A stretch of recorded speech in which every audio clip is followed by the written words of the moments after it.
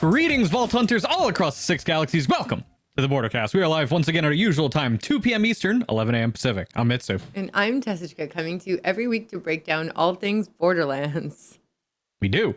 As always, we want to take a minute to thank our new listeners on iTunes, Spotify, and Stitcher, and those watching live right now on Twitch, YouTube, Facebook, and see more later on the VOD on YouTube. If you're enjoying the program, we would love for you to give us a big ol' like, follow, or favorite, as we are right on the cusp, right there, of Bunkers and Badasses being launched.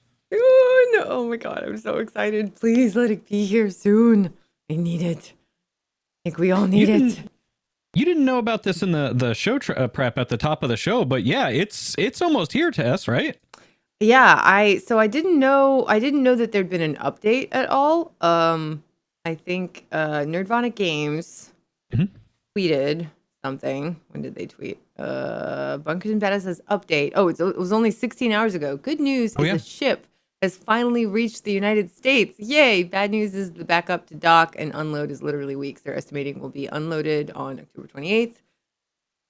Yeah, I've heard this actually. I know, it's something you don't really think about, but how do things get here from other parts of the world? A lot of things get here by boat, right? And all of the ports are so backed up. Like nobody has stock of anything. My better half works in retail and literally his store just doesn't have like items to sell because all of the items are in a container on a ship. And so people come in. Yeah, people come into the store and they're like mad about it. And he's like, literally can't do anything. It's just like sitting on a boat somewhere waiting to dock and be unloaded. Isn't that crazy? Yeah. We don't think of it, but realistically speaking, and one of the nice things about Nerdvana Games is they've really kept a good track of everything through every step of the process. We've been getting emails consistently, and even I sometimes get people who message me and are like, Mitsu, do you know when Bunkers and Badasses is coming? And of course I have to tell them no, because I don't. But yeah, I imagine what happened is everything was manufactured over in China. Everything was shipped over here, but for those of you who've been keeping up with geopolitical affairs, all of the ports over on the West Coast are ultra full. Yeah. They can't get the ships in fast enough to then unload the ships to get them out fast enough for more ships to then come in to deliver more stuff.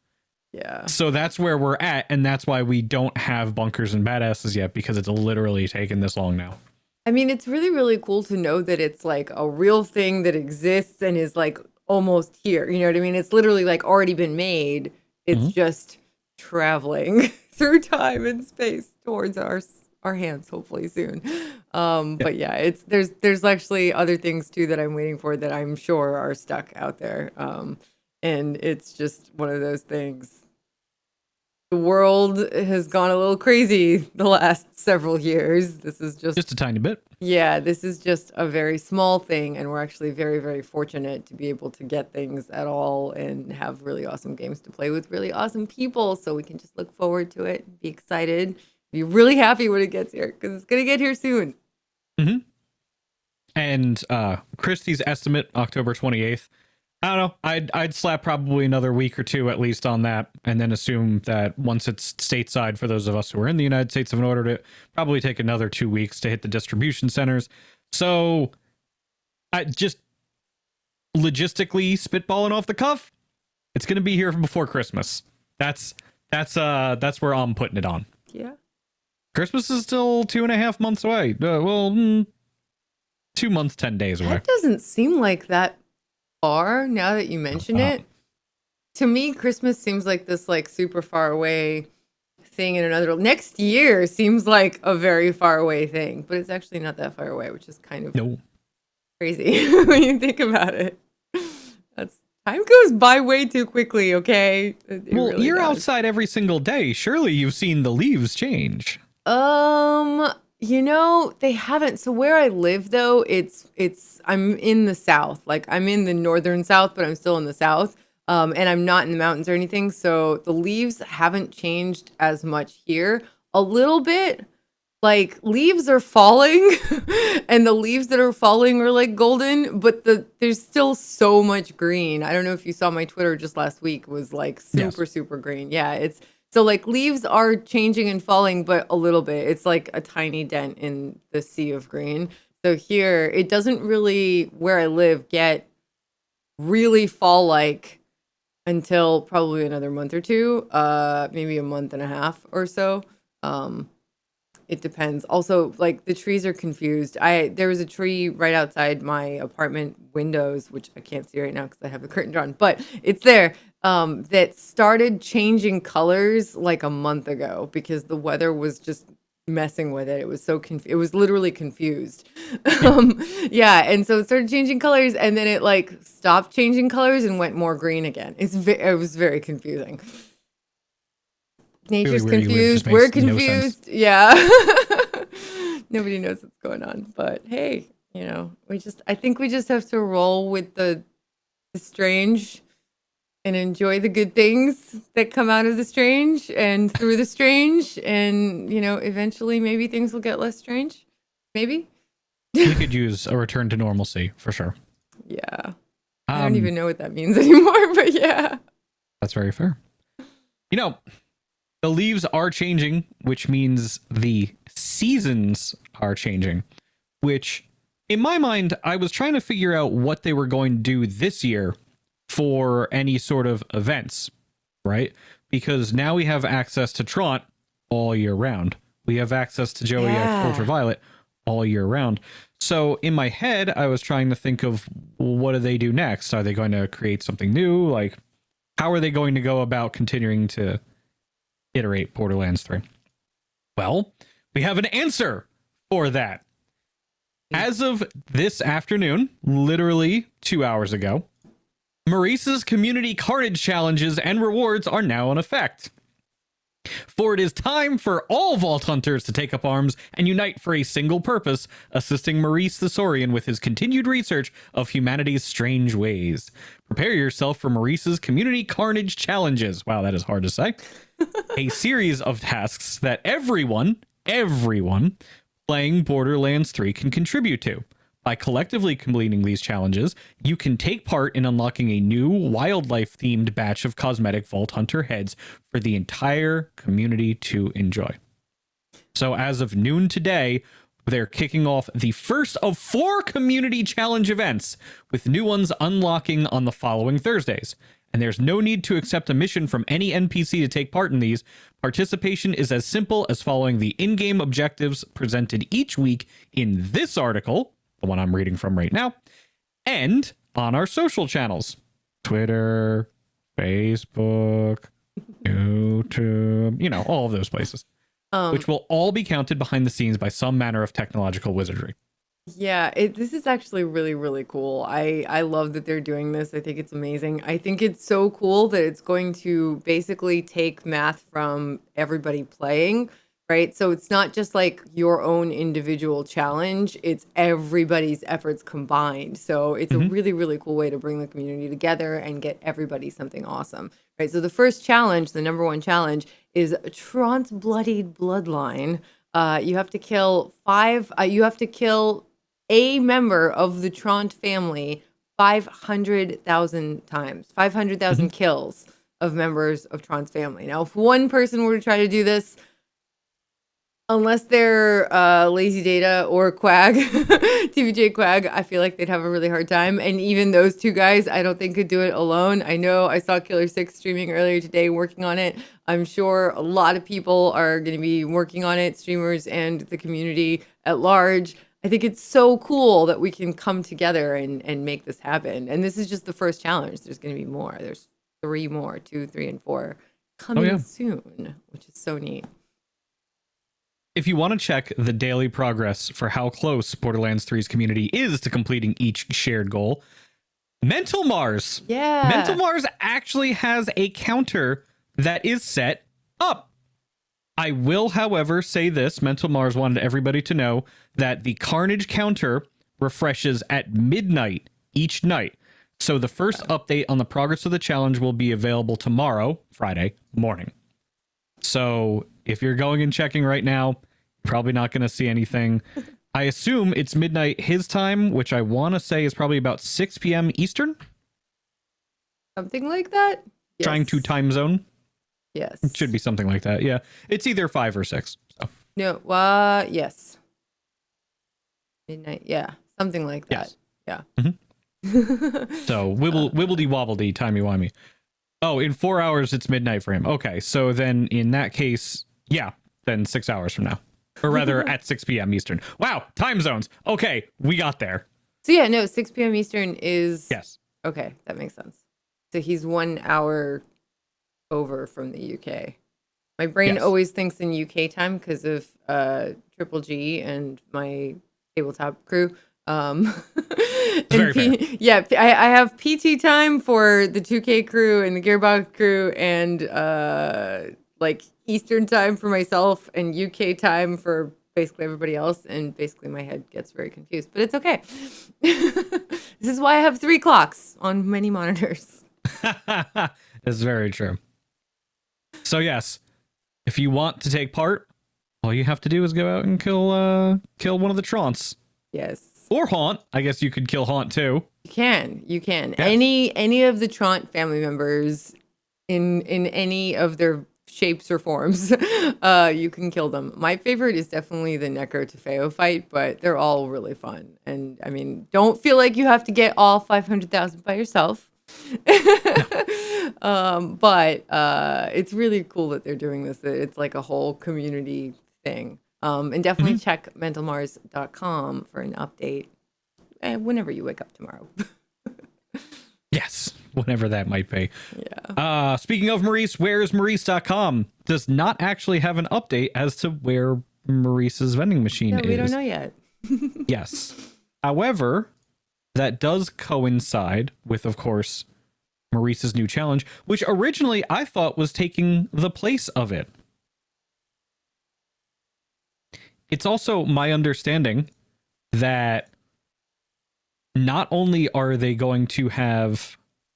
See, this came as news just a few minutes ago. Not only is Maurice's community challenge starting, not only is the vending machine moving, but there will also be the Doorbusters mini event. Oh, yes. I had this up, I swear, and I don't know where I put it. But basically, I think it's each vending machine. It's not just Maurice's vending machine. Correct me if I'm wrong. Yeah, activating the Doorbuster mini event. A single legendary item will spawn in each vending machine instead of an item of the day. This mini event will end next week at 9 a.m. Pacific or 8:59 Pacific or 12 p.m. Eastern, around the same time as hotfixes drop. But basically, it just means there's going to be a really cool legendary in every single vending machine. There'll only be one, but it makes it super, super worth it to stop by every vending machine you see at least once. Right? Yes. Definitely. Well, I mean, you should. Honestly, you should at this point anyway. It should be a good habit for every player to always stop by every vending machine, because the chances of you finding something you actually might want in a vending machine has skyrocketed since about 8-9 months ago, when they patched it to make it more lucrative to look in vending machines in general. Yeah. I always run past them because my main account, my main build that I play is my Moe's that never needs ammo, so I don't actually need to stop by vending machines. Yeah, except for fun things. Yeah. So if I'm unless I'm looking for something specific and I'm having a hard time getting it, then I'm checking vending machines all the time. But in general, I tend to forget about them. So this is a really good reminder. Check the vending machines this week, because you might find something awesome. That's right. And you never know what you might find in a vending machine. There are... You could wind up getting an upgrade you didn't even realize was possible to get out of a vending machine from a vending machine. So I do highly recommend that everybody listening goes and make sure they at least check, especially this week with the ability. What is it? The legendaries in the black market have been announced too. And honestly, one of them is worth it. The other two, not so much. The Plague Bearer is in there, which the Plague Bearer is very, very strong. So worth. So worth. Go get it. However, Juliet's Dazzle is also in there. And that's whatever. I actually know what and then, that of course, it's okay at best. There's a reason you don't really know what it is, because why would you? Why would anybody? But I'm sure you know the last one. The Woodblocker? Oh God, yes. Yes. I know you know the Woodblocker. Who doesn't know the Woodblocker of Damn It to Hell, Inch 55 fame? Those two had way too much fun with them. Yes, they did. And so did the rest of us messing with them. For those of you who don't know, the Woodblocker is a infamously not good sniper rifle, and that's using very political language here. Someday it'll be amazing. Like they're gonna sneak a change in. I'm speculating, but we think we've speculated about this actually forever, for as long as we've done the show, because this Woodblocker thing started at the very beginning, 2 years ago, which it's so weird because it feels like it's been 2 days and also like 20 years. Like I don't remember a time before Borderlands almost, but it also feels like, it feels like it's gone by so quickly. It's so strange. But anyway, the Woodblocker thing started from the very beginning. And I think from the very beginning, we've all said at one point or many points that someday they'll sneak in some kind of little update and all of a sudden the Woodblocker will be amazing. And the people like Liz and Damn It that have a bazillion of them will be like, goodies. But it hasn't happened yet. Yeah. Give it some time. We will get there. Yes. Oh boy. Yes. So the Woodblocker, I do encourage everybody to go and buy one and make sure you send that to Liz as soon as possible. Oh God. That is my one recommendation. You could even do it. So even if you don't currently have Borderlands, you could get in to play Borderlands this weekend for free on all of the platforms. And then you could find yourself a Woodblocker, and then you could send it to Liz. We're mean. We're mean friends. Very, very. But you know what? She's got to log into Borderlands and be like, what? Why do I have thousands of... I think they should make one of the challenges to send Liz Woodblocker. I would laugh. Oh God, I'm terrible. I'm terrible. I'm the worst friend. Just to underscore, there is a free weekend happening this weekend, okay, you guys? So if you want to play Borderlands, if you haven't had a chance to try it yet, or if you have a friend that you've been trying to convince to try it, play with you, just let them know that it is a free weekend this weekend. They can play on Steam, PlayStation, Xbox, and Stadia. I'm going to link the article that lists all of the times for you guys in the Twitch chat, and I will put it in the podcast description section as well. But basically, it starts today at 10 a.m. Pacific it's different times. Okay, so Steam is starting today at 10 a.m. Pacific, 1 p.m. Eastern. PlayStation is today at 9 a.m. Pacific. Xbox is today at 12 a.m. Pacific. And Stadia is at 9 a.m. Pacific. So basically today. And it ends on Monday, October 18th for Stadia, October 17th for Xbox, October 17th, which is Sunday for PlayStation, and October 18th at 10 a.m., which is Monday for Steam. But basically, all the platforms has a free version, and that includes everything in the base game and all of the free content, including the events and the takedowns and all of that good stuff that have launched since the game's inception. So they'll be getting the game in its best form if your friends are new to it. So definitely kick him in the butt and be like, hey, come play with me this weekend. It is worth mentioning that PlayStation does require you to have PlayStation Plus in order for you to get the game for the free weekend. Although I imagine most people who have a console at this point have some sort of online network plan, be it, Nintendo's service, Xbox's service, not everyone, or but PlayStation a lot service. Of people do, yeah. Not everybody, most people do, yeah. And if you don't have an online service, with the segue of segues here, and you are a fan of physical media, as I tend to be, there will in fact be a limited run done, not from Limited Run Games, but a limited run of physical Borderlands 3 Ultimate Edition discs. So if you happen to be a fan, a collector, someone who loves physical media, then you will definitely want to make sure you pick that up as well. Yeah, they're really, really, really beautiful physical copies of the game. So if you are like that, if you really want a like handheld version, this is your chance. You can get the game. I put the link in the chat if you guys want to grab it. It's while supplies last, so it's the Ultimate Edition, includes everything. It's really cool. So definitely go get you one.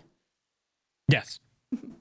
Get you one. Sorry, I heard that as Scooter. Get you one. I can't quite do Scooter, but I can do an ode to Scooter because he's amazing and we miss him. Yes, we do. Do you happen to have that comic book screenshot handy? I do. So this is a really cool thing. I'm going to let Mitsu explain it, but we'll show it to you guys first. So this is a really beautiful piece of cover art that was recently posted on Twitter and Instagram by Anne Catherine Robb. It's ANNKHREDOX on Instagram, and I believe Twitter as well. So just find her or find them and check it out. It's really cool. It's basically a like a beautiful piece of text at the top that says "The Doppelganger: Story of a Lost One," and then a massive statue of Handsome Jack, and then what looks like Timothy, a small human, walking up to and standing kind of before the statue. And it's a beautiful piece of art and really, really, really cool. So is this like a real comic that exists? Is it a fan fiction? Is it something in the works? No, this is very much a fan-made cover, but I wanted to bring it to the show because it is very well done. I like the level of detail there. They even have, I assume that's supposed to be Timothy. They have Timothy standing there with a Hyperion pistol from Borderlands 2, because you can see where it would fan out as it's shooting.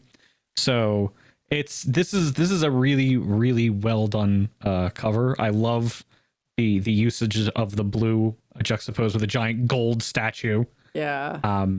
And like the question that they ask is, would you read this comic? And the answer is yes. I would love to read anything involving more elaboration on the story of Jack and Timothy. I know a lot of people are saying that we're kind of like we're jacked out and stuff like that. Let me ask you something. Are you jacked out in terms of the video game? And I know I never really got like a solid answer, but I ask this because if we were to do a comic like this that did more of the explanation of Handsome Jack's backstory, how many people would actually be in for that? And how many people would say, no, I'm still suffering Jack fatigue. No, thank you.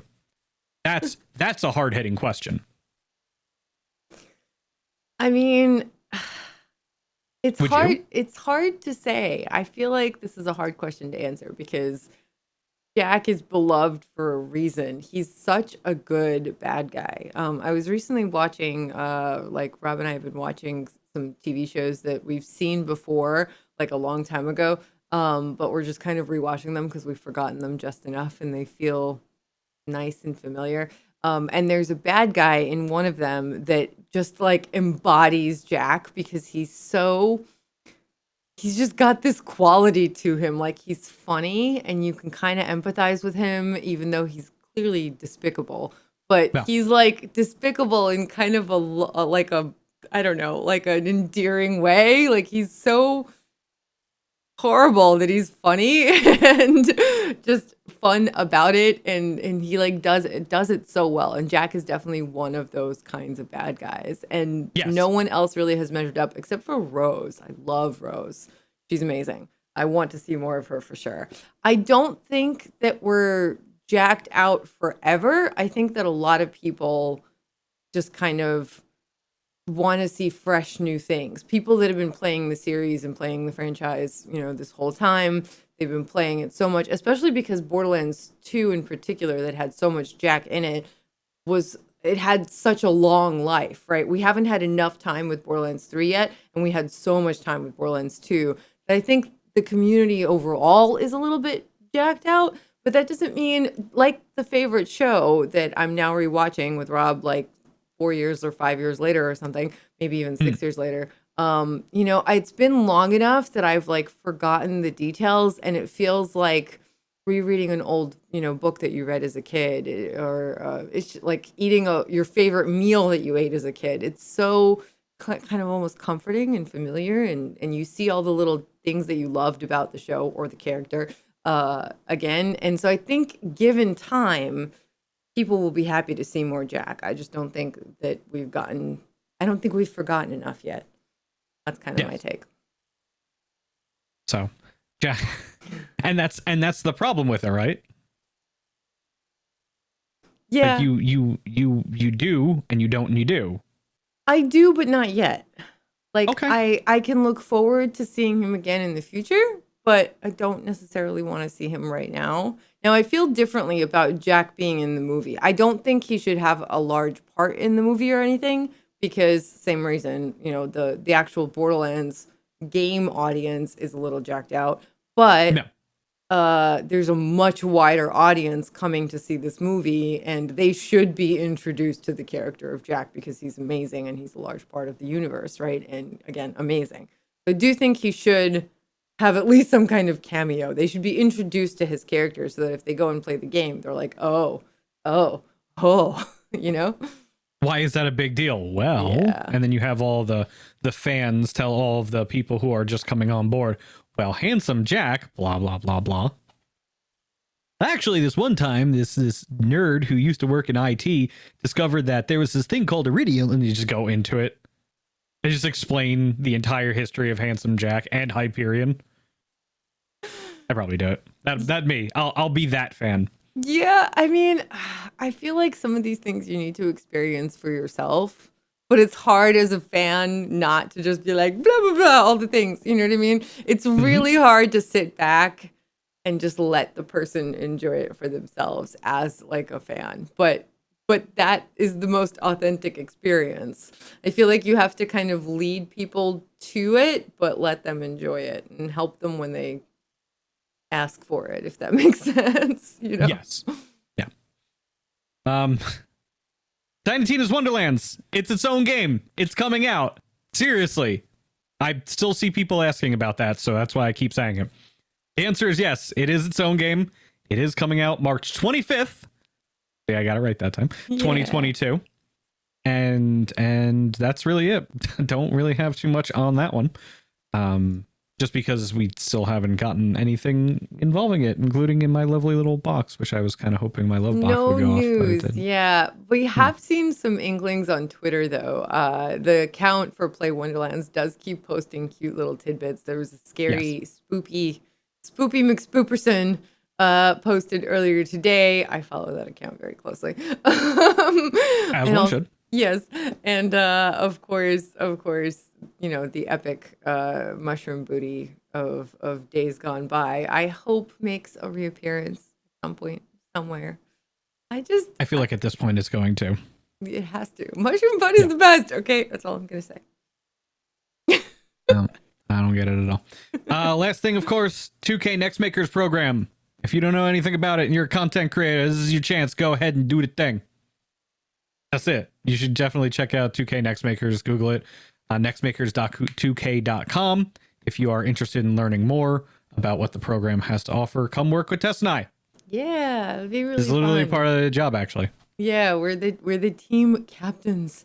And honestly, we're just very, very lucky and fortunate to be amongst a group of such incredible creators and working with them like on things like UVH and things like Bordercast and just in general on a daily basis. Being in that Next Makers Discord is amazing. Everybody there is so helpful and like they inspire me, even though I've been doing it for so long, every day. And it's really cool to have that experience. Benefit from everyone's collective experience, and and I did just want to reiterate, if you are interested in updates about Bunkers and Badasses like I am, make sure that you are following Nerdvana Games. That's the Twitter that is for the company that's actually publishing Bunkers and Badasses, the physical tabletop RPG game, and I'm following them, but I realized that I missed the thing that Mitsu told me about today because I didn't have the little notify bell checked. So make sure you hit that if you want, up to the minute notifications. Or, of course, you can just stop by here and then I'll tell you everything because I already checked it. I made sure it's checked now. So, definitely stay tuned because hopefully soon and hopefully we can do something with that either here on this channel. Hopefully it gets spread around, and it's not just here on this channel, but it's also on other tabletop channels, like maybe Table Story, or maybe The Wandering Inn, or maybe both, or who knows. There's so many really, really amazing D&D and tabletop RPG focused channels on Twitch and on YouTube, and I super recommend checking them all out, and hopefully everybody picks it up and runs with it. I'm so excited to see the characters you guys make. Definitely, once you start doing that, once you start playing games, once you start making characters, please tweet at me. Please tweet at Mitsu. Let us know what you're up to. Yes, if please. you're doing a show, we want to see it. I definitely want to see it. So, keep me in mind. When you play your games, I'll be watching. She will be, actually. It's actually very true. I'm obsessed. I love tabletop stuff. Just saying. Nothing wrong with that. Borderlands 3 has been out for just over 2 years now. And I think we've learned a lot of lessons over the course of having played the game.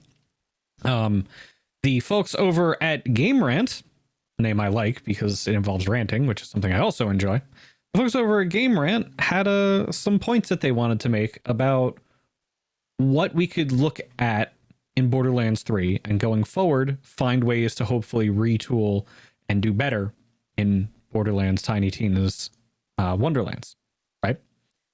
So I just wanted to bring this discussion to the forefront of the community today because they raised two very good points that I think both will have relevancy in every Borderlands game going forwards, because it's all about what we specifically did before and what we can do that's better now.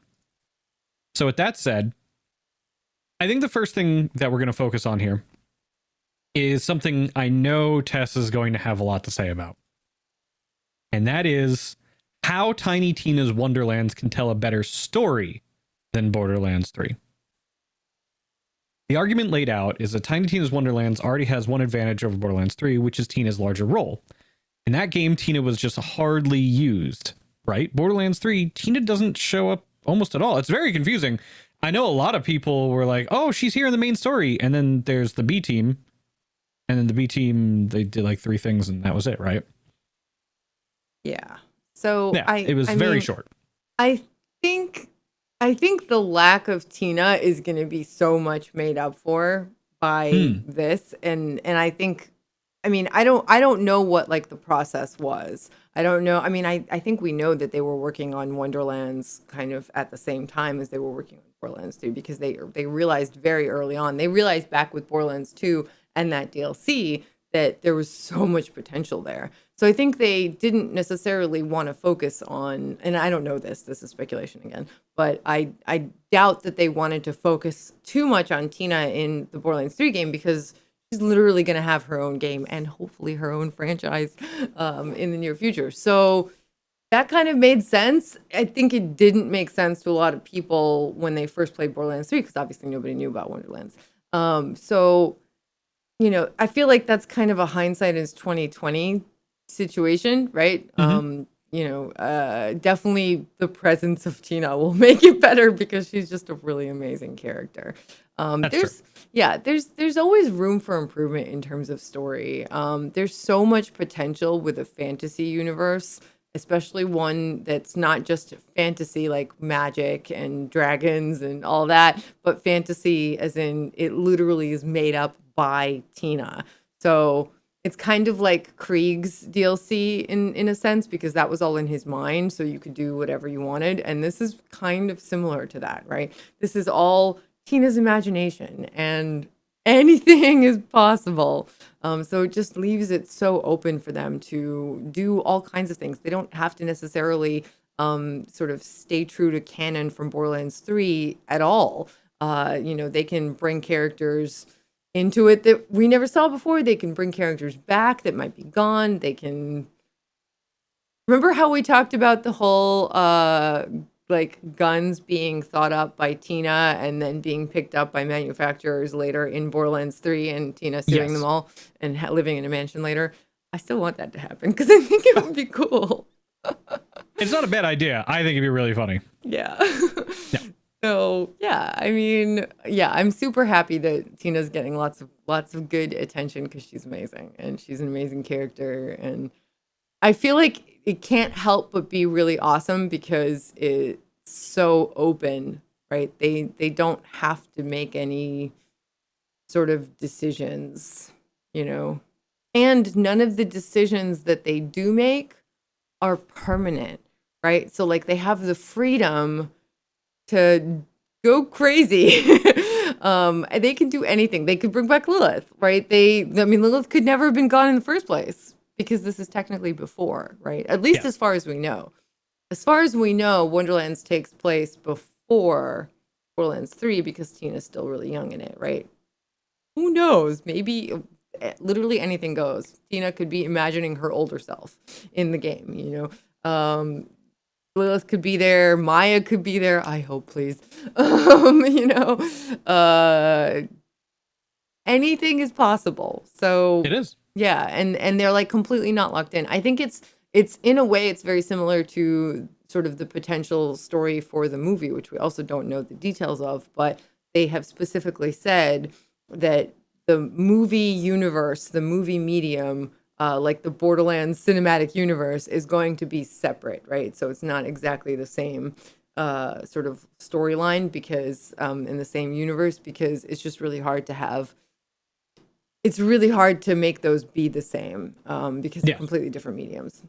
So it gives them a lot more freedom to do good storytelling in both mediums. And I think the same applies to Tiny Tina's Wonderlands because it's still a video game, obviously, but it's a whole new, hopefully, series. Definitely new game, full game in sort of that universe.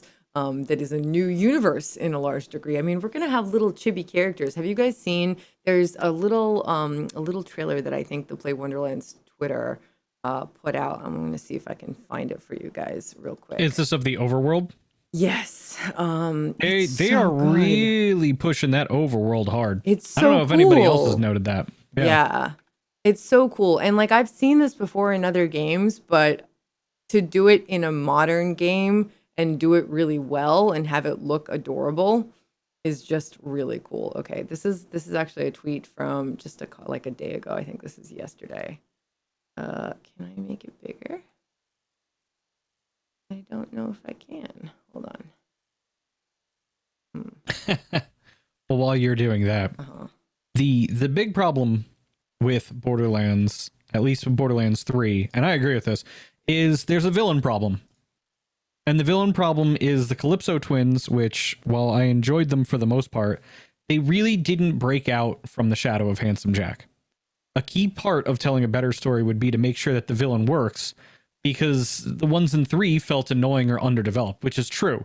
We keep asking for more information about the backstory of Tyreen and Troy, and we get little glimpses, but I think we're finally getting to a point in Borderlands where we can have a full fleshed out story and explanation without having to rely on wink wink nudge nudge and or we'll get to that eventually, you know, because when it came to, for example, Handsome Jack, there were some parts of Handsome Jack's character that were fill in the blank, but they weren't so glaring that we didn't like Jack. We liked Jack for who Jack was, and then we kind of imagined what the rest of his backstory was based on context clues, which they provided. You got it ready? Yeah, I do. Cool. Okay, so here you guys go. This is just literally a screen grab of the GIF that they put out on Twitter yesterday, and it looks like two characters. One of them kind of looks like either Aurelia or Amara. I'm not sure, but they're running through this overworld, right? And there's like a signpost and a giant piece of dice. I don't know if you say, I guess, a giant die, many-sided die from D&D or tabletop RPG, Bunkers and Badasses, and there's a little path, and they're running, and then they attack a couple of chests, right? And then all of a sudden, they're like in combat, and it's really cool because it's a totally different perspective than what we're used to seeing in the first person. You can see your character, you can see their like, you know, outfit and look and feel and all of that stuff. And then so what they've said is if you get into a battle in this overworld, it'll drop you down into that battle, and you'll have like a battle screen, kind of like old-fashioned JRPGs had and have still in some of the modern ones. And it's really cute, and it's so fitting for a fantasy game, and I love it. So this is a really, really cool sort of explanation of what that's actually going to look like. And yeah, so just make sure you're following the Play Wonderland's Twitter to get these cool little tidbits, because I think it's a really cool idea. It'll make traveling from place to place much more interesting and more fun. I'm super excited to see this actually like realized, because it looks like a really cool idea. Yeah, it'll be really good. I don't know, that overworld, I definitely want to see more about it. I wish we had a little bit more time, but we're just gonna have to probably hang tight until December, and we'll see what happens then. Yeah. Hopefully we get more information between now and then, now and whenever. But March 25th, I'm like blocking off my life after March 25th. Definitely I will be sitting right here playing it and streaming it nonstop, because it's going to be so fun. I'm so excited to share it with all of you guys. It's going to be a good time. When it finally gets around here, it's going to be a very exciting thing. Yeah. So cool. So those antagonists, they go on to point out this, and this is actually a good point. Imagine having a character that creates characters. So the point I'm trying to say here is, Tina is seemingly creating the Dragon Lord, which is very promising, because it likely means that it'll be entertaining, which makes sure that he stands out from Handsome Jack, which is extremely important here. And on top of this, cutscenes should see the Dragon Lord properly interacting with the player character, just as the Borderlands 3 cinematics were very awkward, because we didn't do anything. We were involved in one cutscene over the course of all of Borderlands 3. Everything else was stuff that was happening to all of the main characters and not us. Yeah, being included more would be cool. And I mean, I'm interested to see what they do with that, because I feel like it'll be even harder to make that happen in Wonderlands than it was in Borderlands 3. Because if you think about it, right, they have to, any cutscene, any of that, right, they have to animate and voice act your character's participation in any scene, right? Mm-hmm. I think a lot of games that are like this, that are very large and have a great deal of scope and some pretty deep story, tend to have trouble including the player character, because there's so many different varieties of player character. Like Borderlands 3 had the 4 Vault Hunters, right? But that's 4 Vault Hunters with totally different styles and looks and feels, and you can definitely put that in, but it's just a lot more time spent on something like that when they could be doing other things. So, I mean, they have to make decisions, right, about what they get to spend their time working on. And I think it will be even harder in Wonderlands, because, I mean, there's going to be, I think, different voice options and completely different, look and feel and style and class, and so many different things about your character that are going to be unique pretty much to you. There's so many different options. It's not just for Vault Hunters. So they're facing an even greater challenge to include, I think, your character, your player character, in cutscenes and things like that. It's definitely possible. Lots of games have done it. So, and they've done it to a point. They have done it some with Borderlands. So, maybe they'll do it more. Who knows? Maybe they've built new systems. Maybe they haven't yet. We don't know. I can understand them not doing that. It would be cool if they included at least like voice lines and things like that. Like maybe they don't have to necessarily show your character when your character is talking, but they could include your character talking. Or they could show your character's like facial reaction, and then they would I'm learning more about coding and how all that works, and I can imagine how difficult it would be to do this. But I'm sure that it would be possible to like rig up something that changes, that shows your player character as you make them reacting to things that have happened in the game. All of this is possible. It's just hard, but it's all possible. So it just depends on what they spend their time on and what they can spend their time on, right? Who knows?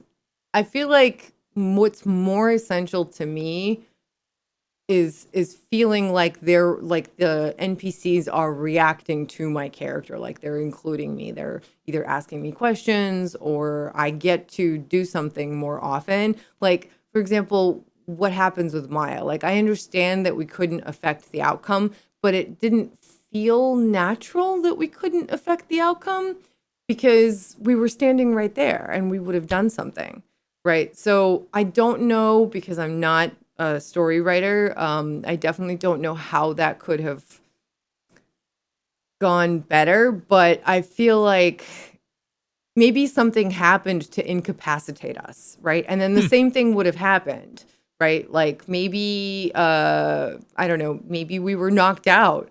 Maybe a beam fell on us or something, or maybe we were trapped in a phase grasp or a phase lock or something. You know what I mean? Some way to incapacitate us to explain the fact that we just don't do anything in that situation, because us not doing anything and that not being explained is definitely a little bit immersion breaking and like noticeable, right? So stuff like that I think could be improved upon. A way to kind of fill in those little almost plot holes that can happen when your character when you as sort of the player behind the avatar of your character would interact. So That's stuff correct. like that would be cool.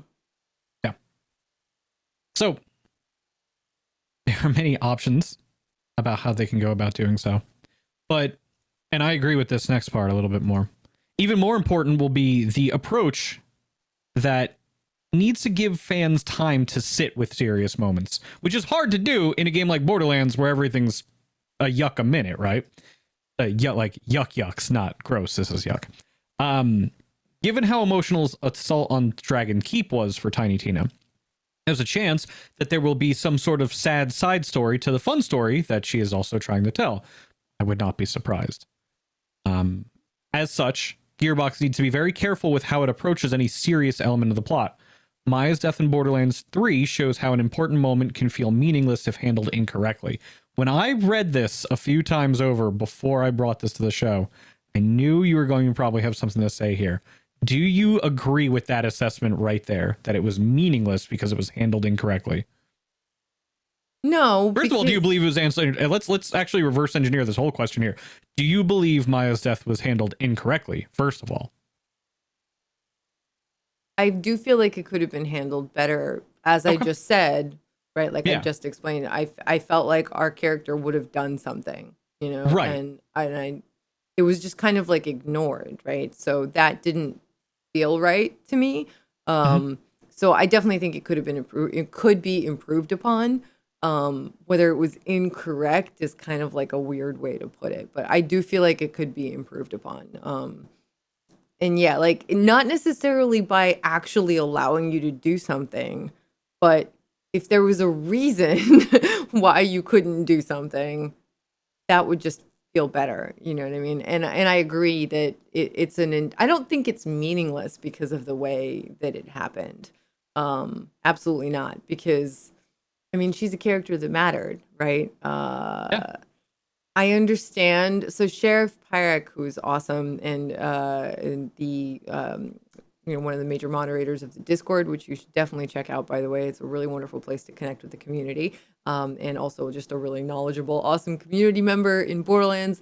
She says Maya was expendable and loved, and killing her off was a good way to give extra incentive to push through with the story. Yeah. I get the thinking. I totally get the thinking. I think that she was not as expendable as, I mean, okay, maybe because I love her and I'm biased, I don't think she was expendable. I understand why they did it. You know, they're definitely not the first to do something like that. But I agree that the moment didn't have enough, like we kind of moved on too quickly. And as it was happening, it almost didn't feel like it was so serious. And then, I mean, I also like Borderlands is a serious game, but it's also funny and lighthearted and hopeful. And they don't want to sort of drown you in sad things, especially like no video game really wants to do that unless it's just like that kind of game.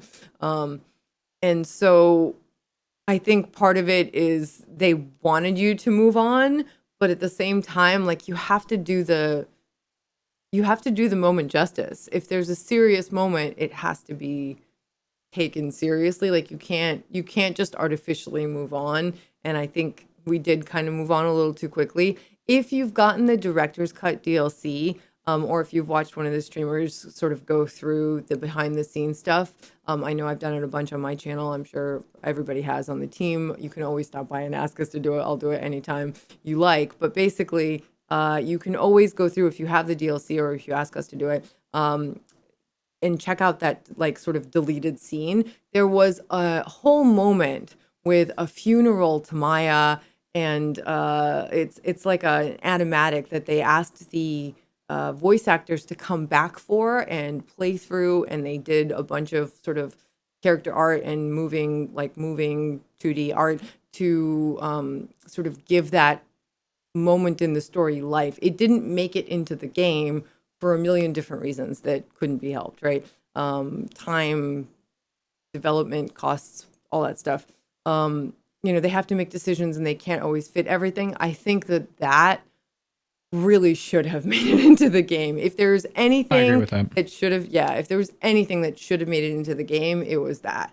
And it's unfortunate that it didn't, but I'm so glad that they did give it to us later. They were able to do that in the director's cut. Like this whole director's cut DLC was so cool because it's never really been done. It's like a movie thing, right? The behind the scenes, director's cut, like additional content, extras on the DVD kind of thing, right? That's exactly what they did with the director's cut DLC for Borderlands 3.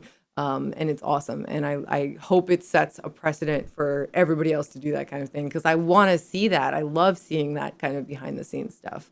But yeah, that one scene of the funeral added so much to the story. And I hope that in Tiny Tina's Wonderlands, they make sure to, like, if there's a serious moment, they make sure to kind of like pay for it and do it justice in that way. You can't just rush past moments like that, even though in part, like, it's like when you're streaming and you want to put on a positive, entertaining atmosphere, but something serious happens, right? Either in the game or in the conversation you're having with your viewers, or just for you at that moment, right? And you can't not be honest about it. Like, you can put on a brave face, so to speak, but it's honestly, in my opinion, better to be affected by it and give it the time that it deserves, and then move on to happier things, because then you feel better